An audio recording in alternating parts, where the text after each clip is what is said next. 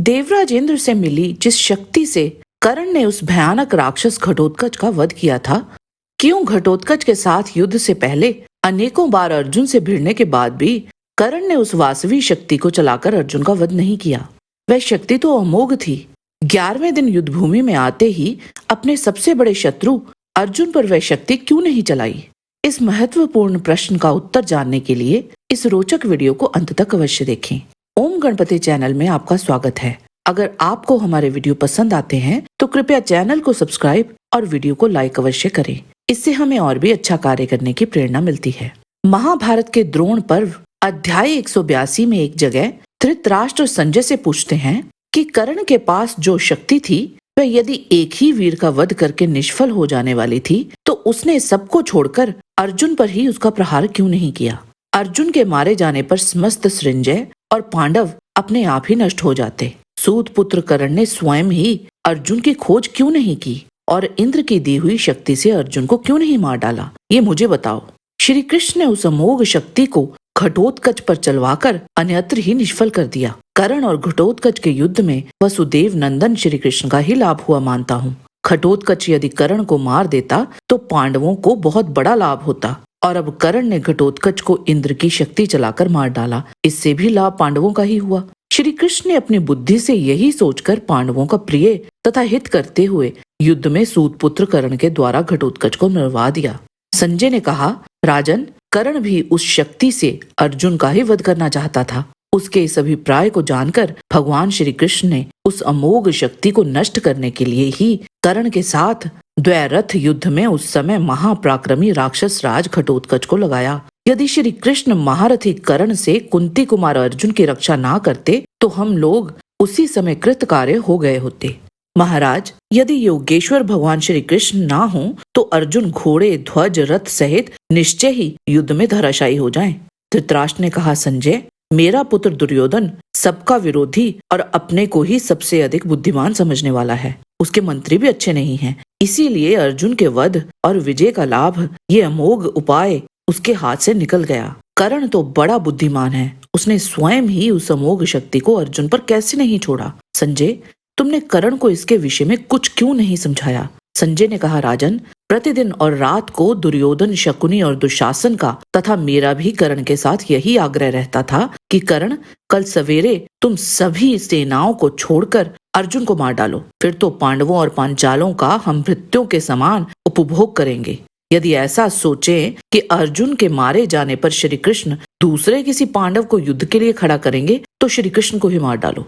राजन, यदि कर्ण यादव नंदन श्री कृष्ण को मार डालता तो ये सारी पृथ्वी उसके वश में हो जाती, इसमें संशय नहीं है। नरेंद्र, यदि श्री कृष्ण उस शक्ति से मारे जाकर रणभूमि में सो जाते तो ये सारी पृथ्वी आपके वश में आ जाती। ऐसा निश्चय कर लेने के बाद भी जब ये युद्ध के समय भगवान श्री कृष्ण के समीप जाता तो उस पर मोह छा जाता था। भगवान श्री कृष्ण अन्यान्य महारथियों को कर्ण के पास इसीलिए भेजा करते थे कि किसी प्रकार उस अमोघ शक्ति को व्यर्थ कर दूं।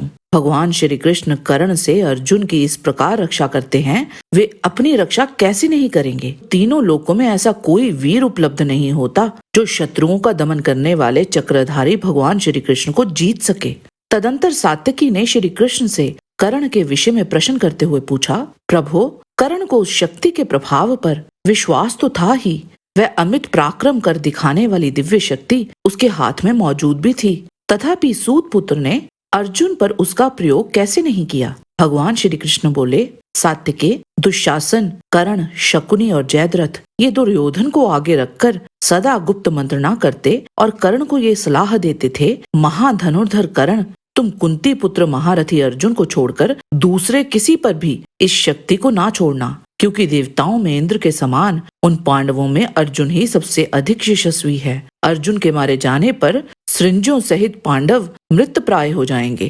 कर्ण ने वैसा ही करने की उनके सामने प्रतिज्ञा भी की थी। कर्ण के हृदय में नित्य निरंतर गांडीवधारी अर्जुन के वध का संकल्प उठता रहता था, परंतु मैं ही राधा पुत्र कर्ण को मोहित किए रहता था, इसीलिए अर्जुन पर उसने वह शक्ति नहीं छोड़ी। वह शक्ति घटोत्कच पर छोड़ दी गई। मुझे युद्ध में अर्जुन की रक्षा जितनी आवश्यक प्रतीत होती है, उतनी पिता, माता, तुम जैसे भाइयों तथा अपने प्राणों की रक्षा भी नहीं प्रतीत होती। सात्यके, तीनों लोकों के राज्यों से भी बढ़कर यदि कोई अत्यंत दुर्लभ वस्तु हो तो उसे भी मैं कुंती नंदन अर्जुन के बिना नहीं पाना चाहता।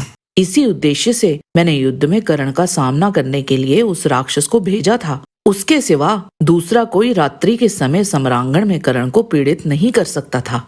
धृतराष्ट्र बोले, संजय, यदि तुम लोग जानते थे कि ये शक्ति रणभूमि में सदा किसी एक ही वीर को मार सकती है, तब तुम्हारे सुझाने से युद्ध आरंभ होने पर कर्ण ने पहले ही दिन देवकी नंदन श्री कृष्ण अथवा अर्जुन पर ये शक्ति क्यों नहीं छोड़ी? संजय ने कहा, प्रजानाथ, प्रतिदिन संग्राम से लौटने पर रात्रि में हम लोगों की यही सलाह हुआ करती थी कि कर्ण, तुम कल सवेरा होते ही श्री कृष्ण अथवा अर्जुन पर ये शक्ति चला देना। परंतु राजन, प्रातःकाल आने पर देवता लोग कर्ण तथा अन्य योद्धाओं के उस विचार को पुनः नष्ट कर देते थे। मैं तो दैव अर्थात प्रारब्ध को ही सबसे बड़ा मानता हूँ, जिससे कर्ण ने हाथ में आई हुई शक्ति के द्वारा रणभूमि में अर्जुन अथवा श्री कृष्ण का वध नहीं किया। धृतराष्ट्र बोले, संजय, श्री कृष्ण की अपनी बुद्धि से वह इंद्र की शक्ति तिनके के समान घटोत्कच का वध करके चली गई। अब तो मैं ये समझता हूँ कि इस दुर्नीति के कारण कर्ण, मेरे सभी पुत्र तथा अन्य भूपाल